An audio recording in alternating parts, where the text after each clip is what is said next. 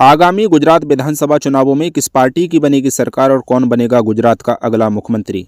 तो इसी बीच एक ताज़ा ओपिनियन पोल सर्वे सामने आया है। क्या है वो ओपिनियन पोल सर्वे जिसके आंकड़े आपको भी चौंका सकते हैं। तो उससे पहले आपको बता दें कि गुजरात में विधानसभा की कुल 182 सीटें हैं और किसी भी पार्टी को पूर्ण बहुमत की सरकार बनाने के लिए 92 सीटों की ज़रूरत होती है। तो आइए आपको जिलेवार आंकड़े बताते हैं कि किस पार्टी के खाते में किस जिले से कितनी सीटें जाने का अनुमान है। तो आइए सबसे पहले जिले की बात करते हैं। सबसे पहला जिला है डांग। डांग में विधानसभा की एक सीट है। अगर बीजेपी की बात करें तो बीजेपी के खाते में डांग की एक सीट जाती हुई दिखाई दे रही है। अगर कांग्रेस की बात करें तो कांग्रेस के खाते में यहाँ से कोई भी सीट जाने का अनुमान नहीं है। वहीं अगर आम आदमी पार्टी की बात करें तो आम आदमी पार्टी के खाते में भी यहाँ से कोई सीट जाने का अनुमान नहीं है। तो वहीं यहाँ से अन्य का खाता भी खुलता हुआ दिखाई नहीं दे रहा है। उसके बाद हम बात करेंगे वलसाड की। वलसाड में विधानसभा की 5 सीटें हैं। अगर हम बात करें बीजेपी की तो बीजेपी के खाते में वलसाड से 3 सीटें जाती हुई दिखाई दे रही हैं। अगर कांग्रेस की बात करें तो कांग्रेस के खाते में भी यहाँ से 2 सीटें जाने का अनुमान है। तो वहीं आम आदमी पार्टी के खाते में यहाँ से कोई भी सीट जाने का अनुमान नहीं है। अगर अन्य की बात करें तो अन्य के खाते में यहाँ से कोई भी सीट जाती हुई दिखाई नहीं दे रही है। उसके बाद हम बात करेंगे अगले जिले की। अगला जिला है नवसारी। नवसारी में विधानसभा की कुल 4 सीटें हैं। अगर हम बीजेपी की बात करें तो बीजेपी के खाते में नवसारी से 2 सीटें जाने का अनुमान है। तो वहीं कांग्रेस पार्टी के खाते में भी नवसारी से 2 सीटें जाती हुई दिखाई दे रही हैं। उसके बाद हम बात करेंगे आम आदमी पार्टी की। आम आदमी पार्टी के खाते में यहाँ से कोई भी सीट जाने का अनुमान नहीं है। तो वहीं अन्य के खाते में भी यहाँ से कोई सीट जाती हुई दिखाई नहीं दे रही है। उसके बाद हम बात करेंगे तापी की। तापी में विधानसभा की कुल 2 सीटें हैं, जिसमें से बीजेपी के खाते में 1 और कांग्रेस पार्टी के खाते में भी 1 सीट जाने का अनुमान है। वहीं अगर आम आदमी पार्टी की बात करें तो आम आदमी पार्टी और अन्य के खाते में यहाँ से कोई भी सीट जाने का अनुमान नहीं है। अगला जिला है सूरत। सूरत में विधानसभा की कुल 16 सीटें हैं। अगर बीजेपी की बात करें तो बीजेपी के खाते में सूरत की 16 सीटों में से 11 सीटें जाने का अनुमान है। तो वहीं कांग्रेस पार्टी के खाते में यहाँ से 5 सीटें जाती हुई दिखाई दे रही हैं। अगर आम आदमी पार्टी की बात करें तो आम आदमी पार्टी के खाते में सूरत से कोई भी सीट जाने का अनुमान नहीं है। तो वहीं अन्य के खाते में भी यहाँ से कोई भी सीट जाती हुई दिखाई नहीं दे रही है।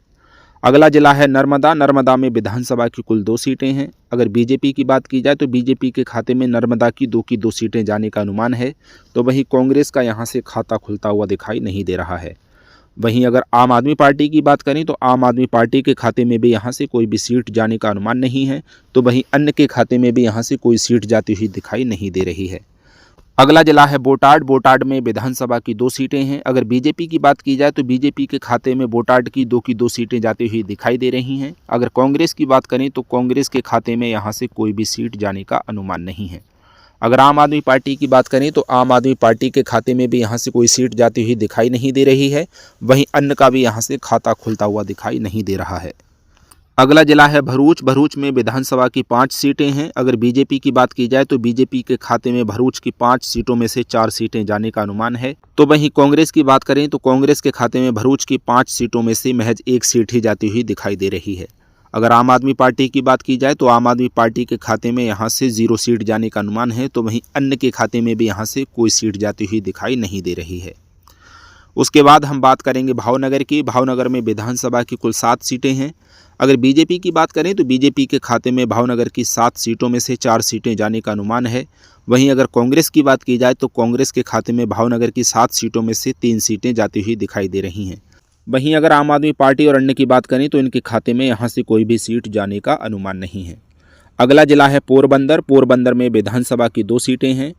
अगर बीजेपी की बात करें तो बीजेपी के खाते में पोरबंदर की 2 सीटें जाने का अनुमान है। तो वहीं कांग्रेस के खाते में यहाँ से कोई भी सीट जाती हुई दिखाई नहीं दे रही है।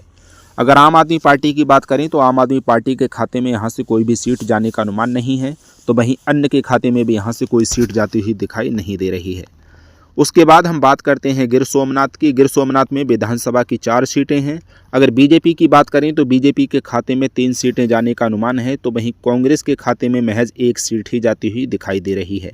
अगर आम आदमी पार्टी की बात करें तो आम आदमी पार्टी के खाते में गिर सोमनाथ से कोई भी सीट जाने का अनुमान नहीं है। तो वहीं अगर अन्य की बात की जाए तो अन्य का भी यहाँ से खाता खुलता हुआ दिखाई नहीं दे रहा है।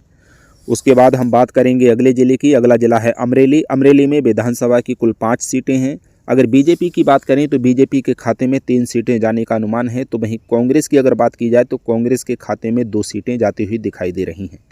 अगर आम आदमी पार्टी की बात करें तो आम आदमी पार्टी के खाते में यहाँ से कोई भी सीट जाने का अनुमान नहीं है। तो वहीं अगर अन्य की बात की जाए तो अन्य के खाते में भी यहाँ से कोई भी सीट जाती हुई दिखाई नहीं दे रही है। उसके बाद हम बात करेंगे जूनागढ़ की। जूनागढ़ में विधानसभा की 5 सीटें हैं। अगर बीजेपी की बात करें तो बीजेपी के खाते में जूनागढ़ से 2 सीटें जाने का अनुमान है। तो वहीं कांग्रेस के खाते में यहाँ से 3 सीटें जाती हुई दिखाई दे रही हैं। अगर आम आदमी पार्टी की बात करें तो आम आदमी पार्टी के खाते में यहाँ से कोई भी सीट जाने का अनुमान नहीं है। तो वहीं अन्य के खाते में भी यहाँ से कोई भी सीट जाती हुई दिखाई नहीं दे रही है।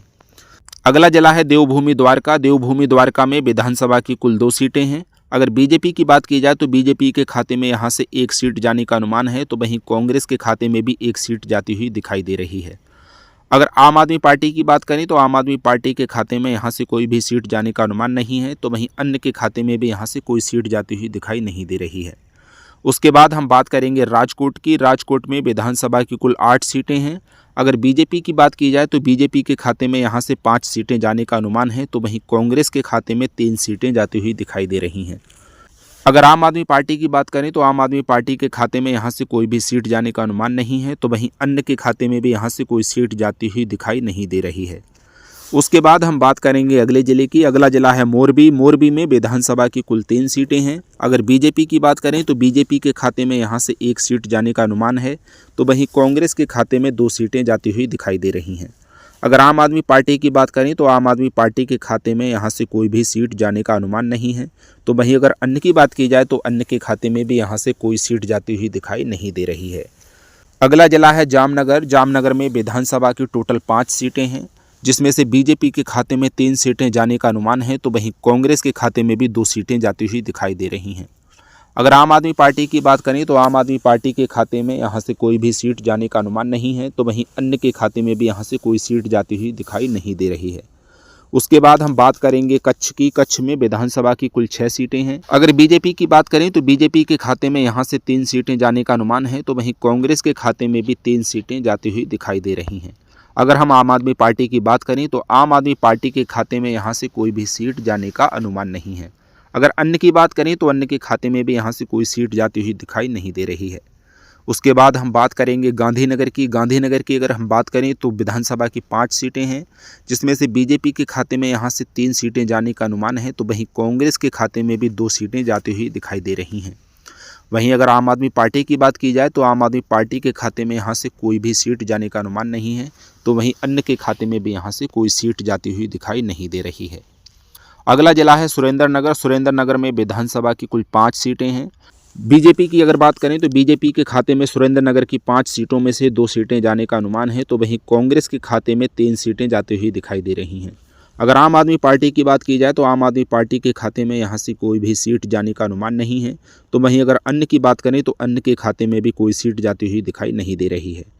उसके बाद हम बात करते हैं अरावली की। अरावली में विधानसभा की 3 सीटें हैं। अगर बीजेपी की बात करें तो बीजेपी के खाते में अरावली की 3 सीटों में से 2 सीटें जाने का अनुमान है। तो वहीं कांग्रेस के खाते में भी 1 सीट जाती हुई दिखाई दे रही है। अगर आम आदमी पार्टी की बात करें तो आम आदमी पार्टी के खाते में अरावली से कोई भी सीट जाने का अनुमान नहीं है। तो वहीं अन्य के खाते में भी यहाँ से कोई सीट जाती हुई दिखाई नहीं दे रही है। उसके बाद हम बात करेंगे अगले ज़िले की। अगला ज़िला है मेहसाणा। मेहसाणा में विधानसभा की 7 सीटें हैं, जिसमें से बीजेपी के खाते में 4 सीटें जाने का अनुमान है। तो वहीं कांग्रेस के खाते में भी 3 सीटें जाती हुई दिखाई दे रही हैं। अगर आम आदमी पार्टी की बात करें तो आम आदमी पार्टी का यहाँ से खाता खुलता हुआ नज़र नहीं आ रहा है। तो वहीं अन्य के खाते में भी यहाँ से कोई भी सीट जाने का अनुमान नहीं है। अगला जिला है साबरकांठा। साबरकांठा में विधानसभा की 4 सीटें हैं। अगर बीजेपी की बात की जाए तो बीजेपी के खाते में यहाँ से 2 सीटें जाने का अनुमान है। तो वहीं कांग्रेस पार्टी के खाते में यहाँ से 2 सीटें जाती हुई दिखाई दे रही हैं। अगर आम आदमी पार्टी की बात करें तो आम आदमी पार्टी के खाते में साबरकांठा से कोई भी सीट जाने का अनुमान नहीं है। तो वहीं अगर अन्य की बात करें तो अन्य के खाते में भी कोई सीट जाती हुई दिखाई नहीं दे रही है। अगला जिला है पाटन। पाटन में विधानसभा की 4 सीटें हैं। अगर बीजेपी की बात करें तो बीजेपी के खाते में यहाँ से 2 सीटें जाने का अनुमान है। तो वहीं अगर कांग्रेस की बात करें तो कांग्रेस के खाते में भी यहाँ से 2 सीटें जाती हुई दिखाई दे रही हैं। अगर आम आदमी पार्टी की बात करें तो आम आदमी पार्टी के खाते में पाटन से कोई भी सीट जाने का अनुमान नहीं है। तो वहीं अगर अन्य की बात की जाए तो अन्य के खाते में भी यहाँ से कोई भी सीट जाती हुई दिखाई नहीं दे रही है। उसके बाद हम बात करेंगे बनासकांठा की। बनासकांठा में विधानसभा की कुल 9 सीटें हैं, जिसमें से बीजेपी के खाते में सबसे अधिक 6 सीटें जाती हुई दिखाई दे रही हैं। अगर कांग्रेस की बात करें तो कांग्रेस के खाते में बनासकांठा से 3 सीटें जाने का अनुमान है, तो वहीं आम आदमी पार्टी के खाते में कोई भी सीट जाती हुई दिखाई नहीं दे रही है। अगर अन्य की बात करें तो अन्य के खाते में कोई भी सीट जाने का अनुमान नहीं है। उसके बाद हम बात करेंगे अगले ज़िले की। अगला ज़िला है छोटा उदयपुर। छोटा उदयपुर में विधानसभा की कुल 3 सीटें हैं। अगर बीजेपी की बात करें तो बीजेपी के खाते में 2 सीटें जाने का अनुमान है, तो वहीं कांग्रेस के खाते में भी 1 सीट जाती हुई दिखाई दे रही है। अगर आम आदमी पार्टी की बात करें तो आम आदमी पार्टी के खाते में यहाँ से कोई भी सीट जाने का अनुमान नहीं है, तो वहीं अगर अन्य की बात की जाए तो अन्य का भी यहाँ से खाता खुलता हुआ दिखाई नहीं दे रहा है। अगला जिला है बड़ोदरा। बड़ोदरा में विधानसभा की 10 सीटें हैं। अगर बीजेपी की बात करें तो बीजेपी के खाते में यहाँ से सबसे अधिक 6 सीटें जाने का अनुमान है, तो वहीं कांग्रेस के खाते में भी यहाँ से 4 सीटें जाती हुई दिखाई दे रही हैं। अगर आम आदमी पार्टी की बात करें तो आम आदमी पार्टी के खाते में बड़ोदरा से कोई भी सीट जाने का अनुमान नहीं है, तो वहीं अन्य की बात की जाए तो अन्य के खाते में भी यहाँ से कोई भी सीट जाने का अनुमान नहीं है। उसके बाद हम बात करेंगे पंचमहल की। पंचमहल में विधानसभा की 5 सीटें हैं। अगर हम बात करें बीजेपी की तो बीजेपी के खाते में पंचमहल से 3 सीटें जाने का अनुमान है, तो वहीं कांग्रेस पार्टी के खाते में भी 2 सीटें जाती हुई दिखाई दे रही हैं। अगर आम आदमी पार्टी की बात करें तो आम आदमी पार्टी के खाते में यहाँ से कोई भी सीट जाने का अनुमान नहीं है, तो वहीं अगर अन्य की बात करें तो अन्य के खाते में भी यहाँ से कोई भी सीट जाती हुई दिखाई नहीं दे रही है। उसके बाद हम बात करेंगे दाहोद की। दाहोद में विधानसभा की 6 सीटें हैं। अगर बीजेपी की बात करें तो बीजेपी के खाते में यहाँ से सबसे अधिक 4 सीटें जाने का अनुमान है, तो वहीं कांग्रेस के खाते में भी यहाँ से 2 सीटें जाती हुई दिखाई दे रही हैं। अगर आम आदमी पार्टी की बात करें तो आम आदमी पार्टी के खाते में यहाँ से कोई भी सीट जाने का अनुमान नहीं है, तो वहीं अगर अन्य की बात की जाए तो अन्य के खाते में भी यहाँ से कोई सीट जाती हुई दिखाई नहीं दे रही है। अगला जिला है माहीसागर। माहीसागर में विधानसभा की कुल 3 सीटें हैं, जिसमें से बीजेपी के खाते में 2 सीटें जाने का अनुमान है, तो वहीं कांग्रेस पार्टी के खाते में भी 1 सीट जाती हुई दिखाई दे रही है।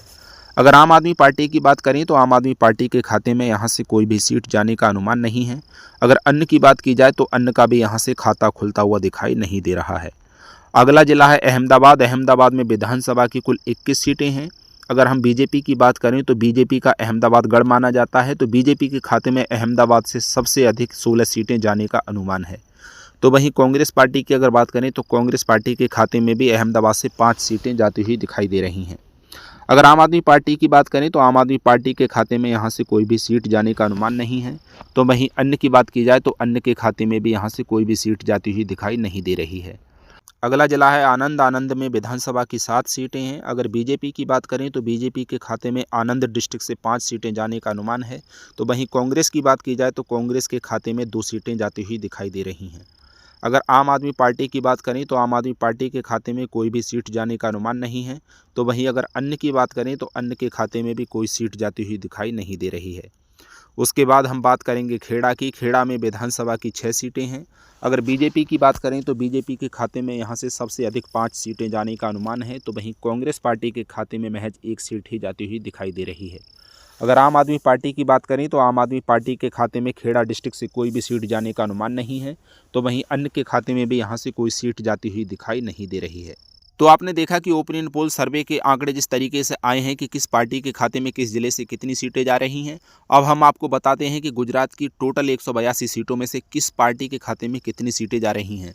तो आपको बताते हैं कि टोटल सीटों की अगर बात करें तो 182 टोटल सीटों में से बीजेपी के खाते में सबसे अधिक 117 सीटें जाती हुई दिखाई दे रही हैं। या यूँ कहें कि बीजेपी एक बार फिर गुजरात में सरकार बनाती हुई नजर आ रही है, तो वहीं कांग्रेस पार्टी के खाते में 65 सीटें जाने का अनुमान है। वहीं अगर आम आदमी पार्टी की बात करें तो आम आदमी पार्टी का यहाँ से खाता खुलता हुआ भी दिखाई नहीं दे रहा है, वहीं अन्य के खाते में भी यहाँ से कोई भी सीट जाने का अनुमान नहीं है।